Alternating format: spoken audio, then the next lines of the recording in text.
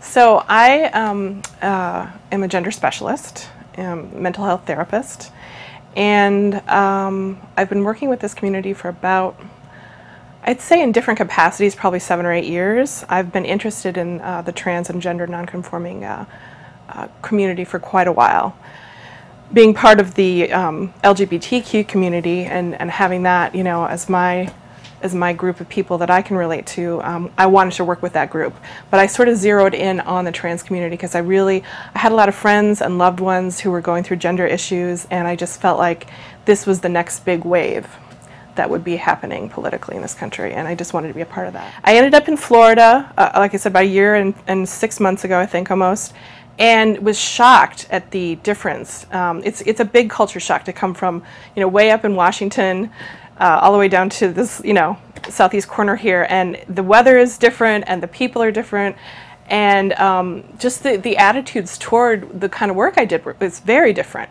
And I noticed, you know, while it was sort of it wasn't out of the ordinary for someone to be a gender specialist in Seattle. I mean, it was still unusual to some degree, but it was much more embraced. Down here, I felt like really there were so few people that did what I do and still are. But I know Florida is late to the party here with a lot of things, and we're still fighting a lot of, you know, like I said, discrimination and just misinformation, I think, from people that don't understand what it means to be trans and have some very interesting ideas about what that is, and they're not correct. The one I want to address first is there's a difference between sexuality and gender. You know, your sexuality is who you choose to be, who you are attracted to, and gender is who you feel like you are inside. You can be any sexuality and any gender orientation. There's no, like, there's an infinite number of combinations. I just want to make that really clear. So not all trans people are straight, not all trans people are gay. None of that is true. So that's one big misconception. The other thing is, I think, this idea that I think we've adopted, or we've come to some global understanding that sexuality or sexual orientation exists on a continuum. There was a narrative going on for a long time, it still goes on in the media, that says, you know, the way they could make cisgender people understand what trans meant is to say, oh, they were born in the wrong body. So imagine if you woke up and you were born in the wrong body. Okay, well, we can all understand that, I think, to some level as cisgender people. We can wrap our heads around that. It became this very digestible soundbite. Unfortunately, it's just a piece of the story. Yes, there are people who legitimately wake up and they feel like they were born in the wrong body, but more often than not, they are on a journey to become their authentic selves, which may or may not be the opposite gender wholeheartedly. It might be somewhere in between, and it might be the opposite gender. But it doesn't mean that they are switching.